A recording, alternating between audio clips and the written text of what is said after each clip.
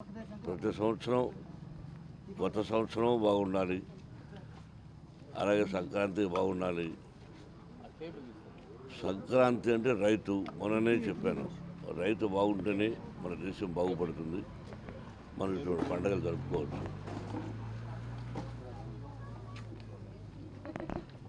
Cinema వ్యక్తులకు వాడు తీసిన సినిమా హిట్ అయినప్పుడే నిజమైన పండగ. ముందు నాది సినిమా, ఆ తర్వాత ఇన్స్టిట్యూషన్. అలాగే ఇన్స్టిట్యూషన్ సక్సెస్ అయినప్పుడు నిజమైన పండుగ. ఈ రెండు భగవంతుని దేవాలయం ఉన్నాయి. ఇప్పుడు ప్రజలకు అందరూ సుఖ సంతోషాలతో సౌభాగ్యంగా 100 సంవత్సరాలు క్షేమంగా ఉండాలని, కరువు కాటకాలు మనకు రాకూడదని, రైతు బాగుండాలని, మనందరం బాగుండాలని ఈ సంక్రాంతి శుభాకాంక్షలు సంతోషంగా జరుపుకోండి. అందులో మన సైడు ఈ పరకర పోటీలు ఉంటాయి, ఆవులకు కట్టి వదలడం. దానిలో మాత్రం కొంచెం జాగ్రత్తగా ఉండమని నా సలహా. అంతే. అందరికీ నమస్కారం. Thank you. అందరికీ సంక్రాంతి శుభాకాంక్షలు.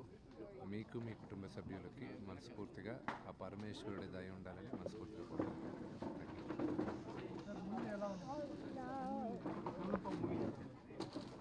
Kannappa movie April 25th release అవుతుంది. పరమేశ్వరుడి దయతో బ్రహ్మాండంగా ఉంటుందని ఆశిస్తున్నాను. మీ అందరికీ నచ్చుతుందని కూడా మేము అందరం ఆశిస్తున్నాం. Thank you. Okay sir. అందరికీ నమస్కారం. భోగి, సంక్రాంతి, కనుమ అందరూ బ్రహ్మాండంగా కుటుంబ సభ్యులతో చేసుకోవాలని మనస్ఫూర్తిగా కోరుకుంటున్నాను. నేను జనరల్గా కుడి చేయి చేసిన దానం ఎడం చేయికి తెలియకూడదు అంటారు. కానీ ఈ సంక్రాంతికి నేను చేస్తున్న ఒక చిన్న పని నేను చెప్పాలనుకుంటున్నాను. ఎందుకంటే దీన్ని విని ఇంకా కొంతమంది ఇన్స్పైర్ అయ్యి పక్కనున్న వాళ్ళకి సహాయం చేస్తారన్న ఉద్దేశం చెప్తున్నాను. నేను ఒకసారి తిరుపతి నుంచి, అందరికీ తెలిసిందే తిరుపతిలో మోహన్ బాబు యూనివర్సిటీ ఉంది, నేను చూసుకుంటూ ఉంటాను. నేను ఇక్కడి నుంచి ఒకరోజు హైదరాబాద్కి వెళ్తున్నప్పుడు శ్రీదేవి గారు మాతృశ్య ఫౌండేషన్ ఆర్ఫనేజ్ నుంచి అండ్ ఓల్డేజ్ హోమ్ నుంచి నన్ను ఫ్లైట్లో కలిశారు. సార్ మీరు తిరుపతే కదా, ఒకసారి ఎప్పుడైనా రండి అన్నారు. ఆవిడకి నిజంగానే చాలా హ్యాట్స్ ఆఫ్. ఆవిడ ఏ స్వలాభం లేకుండా, ఆవిడ కేవలం ఆవిడ మంచి హృదయంతో ఆవిడ దాదాపు 120 పైన పిల్లల్ని, అనాథ పిల్లల్ని, ఆర్ఫన్స్ ఆవిడ చూసుకుంటూ ఉన్నారు. నేను ఒక సంవత్సరంన్నర ముందు వాళ్ళ దగ్గరకు వెళ్ళడం జరిగింది.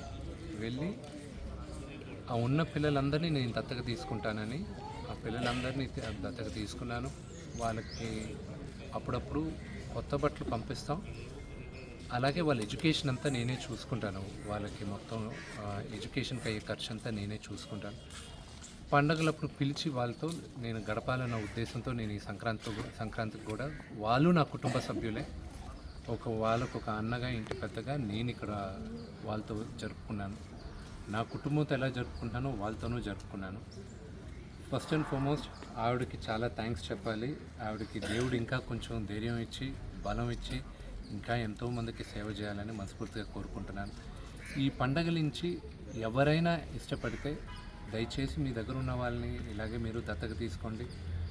పుట్టినరోజున అనవసరమైన ఖర్చులు చాలా ఉంటాయి, ఎప్పుడైనా చేసుకోవచ్చు. కానీ ఇలాంటి అవసరం ఉన్న వాళ్ళకి ఇస్తే దేవుడు మనల్ని చల్లగా చూస్తారు.